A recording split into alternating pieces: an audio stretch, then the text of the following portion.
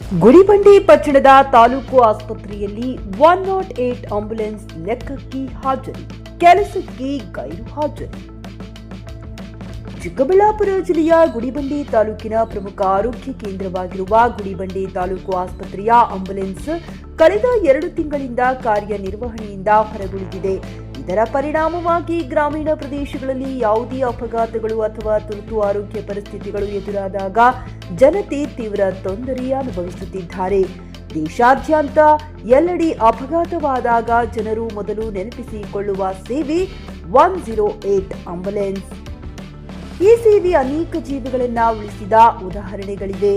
ಶಾಲಾ ಶಿಕ್ಷಕರು ಮಕ್ಕಳಿಗೆ ಯಾವುದೇ ಅಪಘಾತವಾದರೆ ತಕ್ಷಣ 108ಗೆ ಕರೆ ಮಾಡಿ ಆರೋಗ್ಯ ಸಿಬ್ಬಂದಿಗಳು ಬಂದು ಗಾಯಾಳುಗಳನ್ನು ಆಸ್ಪತ್ರೆಗೆ ಸಾಗಿಸುತ್ತಿದ್ದಾರೆ ಎಂದು ಬೋಧನೆ ಮಾಡುತ್ತಿರುತ್ತಾರೆ. ಆದರೆ ಗುಡಿಬಂಡೆ ತಾಲೂಕು ಆಸ್ಪತ್ರೆಯ ಆಂಬ್ಯುಲೆನ್ಸ್ ಕಾಣೆಯಾಗಿರುವುದು ಈ ಬೋಧನೆಗೂ ಪ್ರಶ್ನೆಯಾಗಿದೆ. ಆಂಬ್ಯುಲೆನ್ಸ್ ಸೇವೆ ಇಲ್ಲದೆ ಪಟ್ಟಣದ ಜನರಲ್ಲಿ ಆತಂಕ ವಾತಾವರಣ ನಿರ್ಮಾಣವಾಗಿದೆ. ಕಳೆದ 2 ತಿಂಗಳಲ್ಲಿ ಆಸ್ಪತ್ರೆ ಅಥವಾ ಆಡಳಿತದಿಂದ ಪರ್ಯಾಯ ವ್ಯವಸ್ಥೆಯ ಕುರಿತು ಸ್ಪಷ್ಟ ಮಾಹಿತಿ ನೀಡದಿರುವುದು ಸಾರ್ವಜನಿಕರ ಆಕ್ರೋಶಕ್ಕೆ ಕಾರಣವಾಗಿದೆ. ತುರ್ತು ಅವಶ್ಯಕತೆಯಲ್ಲಿ ಬಡ ಕುಟುಂಬಗಳು ಖಾಸಗಿ ವಾಹನ ಅಥವಾ ಆಟೋಗಳನ್ನು ಅವಲಂಬಿಸುವ ಪರಿಸ್ಥಿತಿ ಉಂಟಾಗಿದೆ. ಕೆಲವರು ಆಂಬ್ಯುಲೆನ್ಸ್ ಇಲ್ಲದ ಕಾರಣದಿಂದ ತುರ್ತು ಸಂದರ್ಭಗಳಲ್ಲಿ ಜೀವ ಕಳೆದು ಹೋಗುವ ಅಪಾಯವಿದೆ ಎಂದು ವಿಷಾದ ವ್ಯಕ್ತಪಡಿಸಿದ್ದಾರೆ. ಆಸ್ಪತ್ರೆಯ ಆವರಣದಲ್ಲಿ ಆಂಬ್ಯುಲೆನ್ಸ್ ನಿಲುಗಡೆ ಸ್ಥಳದಲ್ಲಿ ಗಿಡಗಂಟಿಗಳು ಬೆಳೆಯುತ್ತಿದ್ದು, ಸಿಬ್ಬಂದಿಯ ನಿರ್ಲಕ್ಷ್ಯದಿಂದ ಸೊಳ್ಳೆಗಳು ಹೆಚ್ಚಾಗುವ ಭೀತಿ ವ್ಯಕ್ತವಾಗಿದೆ.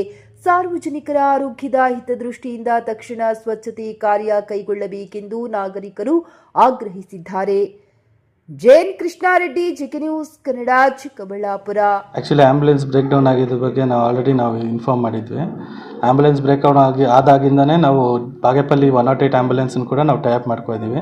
ಇನ್ ಕೇಸ್ ಆಫ್ ಎನಿ ಎಮರ್ಜೆನ್ಸೀಸ್ ಕೂಡ ಅದು ಇದಾಗುತ್ತೆ. ಆವತ್ತು ಒಂದು ಇನ್ಸಿಡೆಂಟ್ ಆದಾಗ ಅದಕ್ಕೆ ಮುಂಚೆಯಿಂದನೇ ನಾವು ಜನರಲ್ ಹಾಸ್ಪಿಟ್ಲಲ್ಲಿ ಆ್ಯಂಬುಲೆನ್ಸಸ್ ಇರೋದನ್ನು ನಾವು ಮೌಖಿಕವಾಗಿ AM ಹತ್ರ ಮಾತಾಡಿ ಇನ್ ಕೇಸ್ ಆಫ್ ಎನಿ ಎಮರ್ಜೆನ್ಸೀಸು ಈ ಆ್ಯಂಬುಲೆನ್ಸ್ನ ನಾವು ಯಾವುದೇ ಎಮರ್ಜೆನ್ಸಿ ಕೇಸಸ್ ಇದ್ದರೂ ಕೂಡ ಪಿಕಪ್ ಮಾಡ್ಕೊಳೋದಕ್ಕೆ ಕಳ್ಸೋದಕ್ಕೆ ಕೂಡ ಮಾತಾಡಿದ್ದೀವಿ. ಸೊ ನಾವು 108 ಇವ್ರ ಹತ್ರನೂ ಗೋವಿಂದನವ್ರ ಹತ್ರ ಮಾತಾಡಿದ್ದೀವಿ. ಅವರು ಆ್ಯಂಬುಲೆನ್ಸ್ದು ಇದು ಇಂಜಿನ್ ಫೇಲ್ಯೂರ್ ಆಗಿದೆ, ಸೊ ಅದನ್ನು ರಿಪೇರಿ ಮಾಡಿಕೊಡ್ತೀವಿ ಅಂತ ಹೇಳಿದ್ದಾರೆ. ಇನ್ ಕೇಸ್ ಆಫ್ ಸ್ಪೇರ್ ಆ್ಯಂಬುಲೆನ್ಸ್ ಕೂಡ ಕೇಳಿದ್ವಿ, ಬಟ್ ಯಾವುದೂ ಸ್ಪೇರ್ ಇಲ್ಲ ಅಂತ ಅವ್ರು ಹೇಳಿದ್ದಾರೆ. ಬೈ ದಿಸ್ ವೀಕೆಂಡ್ ಅವರು ಇದು ಮಾಡಿಕೊಡ್ತೀವಿ ಅದನ್ನು ಒಂದು ಆ್ಯಂಬುಲೆನ್ಸ್ನ. ಇನ್ ಕೇಸ್ ಯಾವುದು ಅದು ಆಗಲಿಲ್ಲ ಅಂತಂದರೆ ನಮ್ಮ ಆ್ಯಂಬುಲೆನ್ಸೇ ಅವ್ರು ಸ್ಪೇರ್ ವೆಹಿಕಲ್ ಆದರೂ ಅರೇಂಜ್ ಮಾಡಿಕೊಡ್ತೀವಿ ಅಂತ ಹೇಳಿದ್ದಾರೆ. ಸರ್, ಈಗ ಆಂಬುಲೆನ್ಸ್ ಅಂದರೆ ಎಲ್ಲ ಯಾವ ಆಂಬುಲೆನ್ಸ್ 108 ಇಲ್ಲ ಅದೇ ಥರ ಇದೆಯಾ?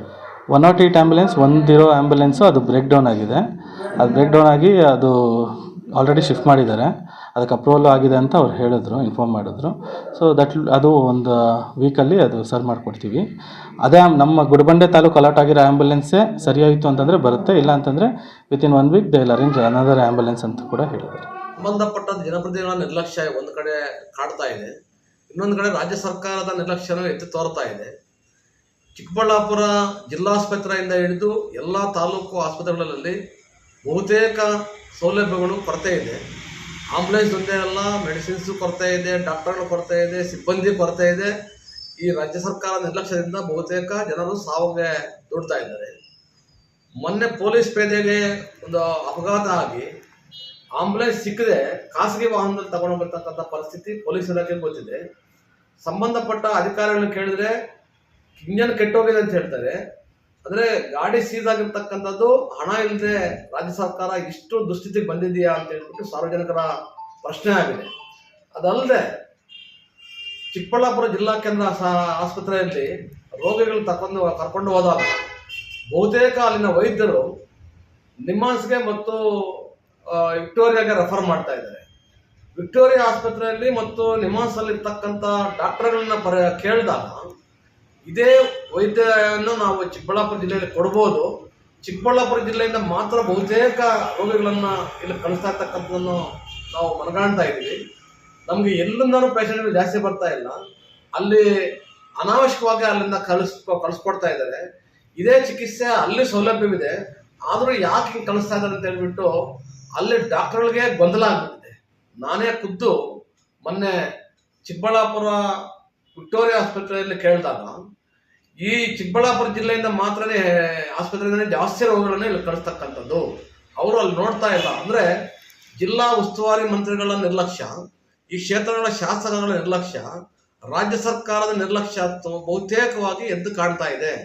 ಹಾಗಾಗಿ ರಾಜ್ಯ ಸರ್ಕಾರ ಕೂಡಲೇ ಇದನ್ನು ಸರಿಪಡಿಸದೇ ಇದ್ರೆ ರೈತ ಸಂಘದ ವತಿಯಿಂದ ಆಂಬುಲೆನ್ಸ್ಗಳಿಗಾಗಿ ಮತ್ತು ಡಾಕ್ಟರ್ಗಳಿಗಾಗಿ ಸಿಬ್ಬಂದಿಗಳಿಗಾಗಿ ನಾವು ದೊಡ್ಡ ಮಟ್ಟದ ಹೋರಾಟ ಮಾಡಬೇಕಾದಂಥ ಅನಿವಾರ್ಯತೆ ನಮ್ಮ ಮುಂದಿದೆ.